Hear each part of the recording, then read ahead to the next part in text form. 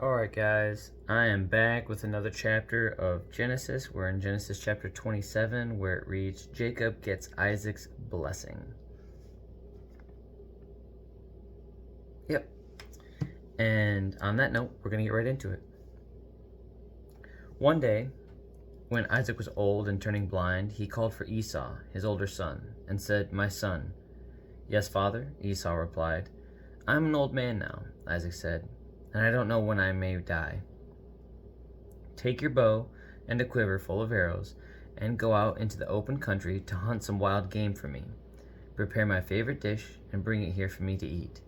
Then I will pronounce the blessing that belongs to you, my firstborn son, before I die."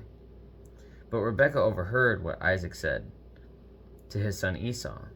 So when Esau left to hunt for the wild game, she said to her son Jacob, "Listen, I overheard your father say to Esau, 'Bring me some wild game, and prepare me a delicious meal.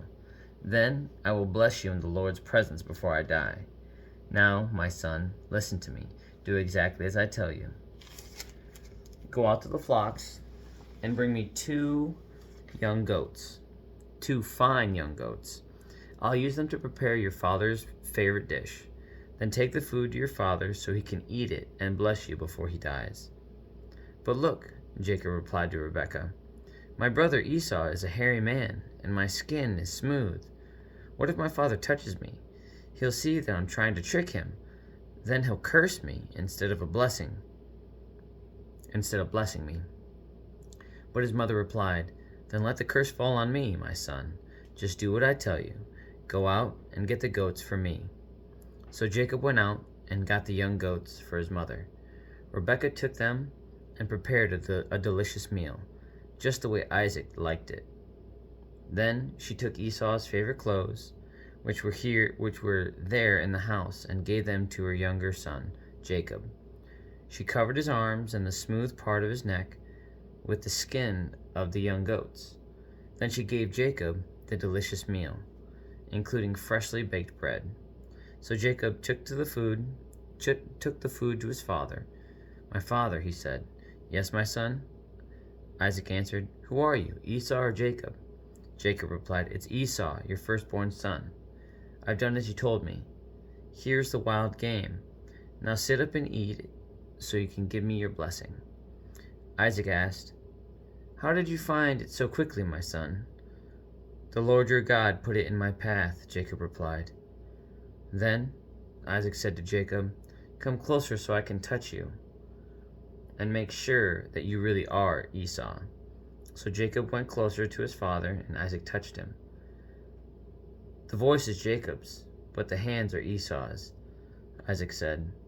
But he did not recognize Jacob, because Jacob's hands felt hairy, just like Esau's. So Isaac prepared to bless Jacob.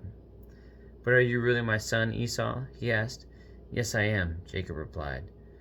Then Isaac said, "Now, my son, bring me the wild game. Let me eat it, and then I will give you my blessing." So Jacob took the food to his father, and Isaac ate it. He also drank the wine that Jacob served him. Then Isaac said to Jacob, "Please, come a little closer and kiss me, my son." So Jacob went over and kissed him. And when Isaac caught the smell of his clothes, he was finally convinced, and he blessed his son. He said, "Ah, the smell of my son is like the smell of the outdoors, which the Lord has blessed. From the dew of heaven and the richness of the earth, may God always give you abundant harvests of grain and bountiful new wine. How many nations become your servants? Oh, may many nations become your servants." Oh, I'm struggling. "And may they bow down to you. May you be the master over your brothers, and may your mother's sons bow down to you. All who curse you will be cursed, and all who bless you will be blessed." As soon as Isaac had finished blessing Jacob, and almost before Jacob had left his father, Esau returned from his hunt. Esau prepared a delicious meal and brought it to his father. Then he said, "Sit up, my father, and eat my wild game, so you can give me your blessing." But Isaac asked him, "Who are you?" Esau replied, "It's your son, your firstborn son, Esau. Isaac began to tremble uncontrollably and said, "Then who just served me wild game? I have already eaten it, and I blessed him just before you came, and yes, that blessing must stand." When Esau heard his father's words, he let out a loud and bitter cry. "Oh, my father, what about me? Bless me too," he begged. But Isaac said, "Your brother was here, and he tricked me. He has taken away your blessing." Esau exclaimed, "No wonder his name is Jacob, for now he has cheated me twice. First, he took my rights as the firstborn, and now he has stolen my blessing. Oh, haven't you saved even one blessing for me?" Isaac said to Esau, "I have made Jacob your master, and have declared that all his brothers will be his servants. I have guaranteed him an abundance of grain and wine, what is left for me to give you, my son."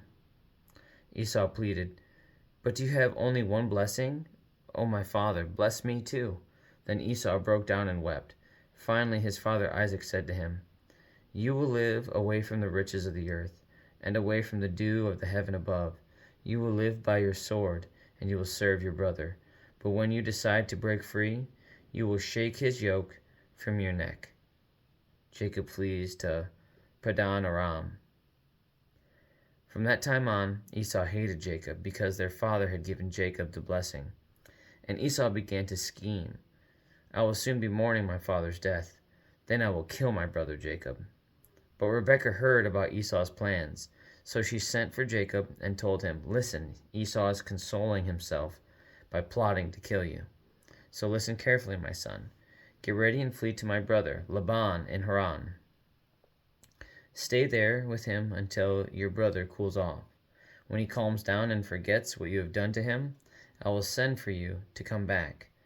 Why should I lose both of you in one day?" Then Rebekah said to Isaac, "I'm sick and tired of these local Hittite women. I would rather die than see Jacob married to one of them." All right. And that is the end of chapter 27.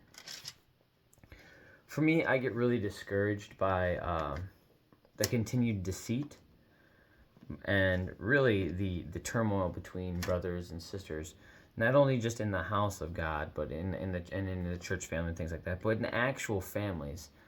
The fact that the blessing remains, even though the heart was known to be false, confuses me. Especially the way, even though Isaac finds out that his son Jacob deceived him, and we know that Jacob had deceived Esau already, and again, it might not be deception, it might be a lack of discernment from Esau, but the taking advantage of that seems awkward to me. And the fact that so much would continue to be blessed through this line in that capacity, even though there was such deception, I almost feel like pieces are missing to that story. For God to continue to bless that line, even though there's been such turmoil and really just even arguing amongst themselves.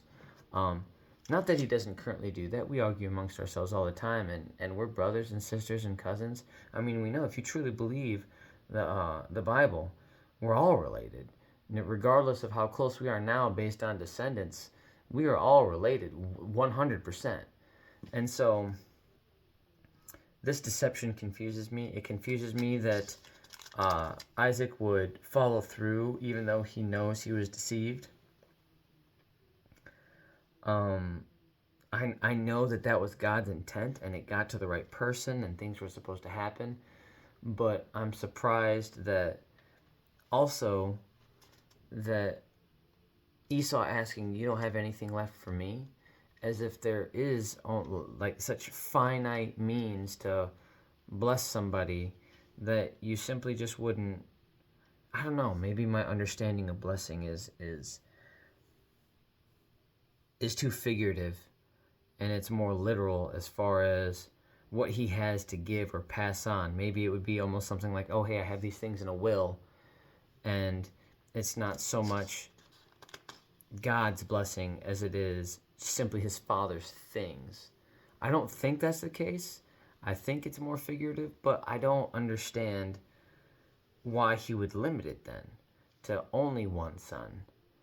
And so that requires some more research. I need to do a little bit more diving because that confused me and just simply gave me more questions. But that's kind of the point sometimes. Sometimes I got to just keep digging.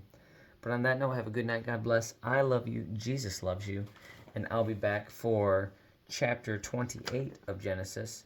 And this is just a continued story of the quarrel of Esau and Jacob.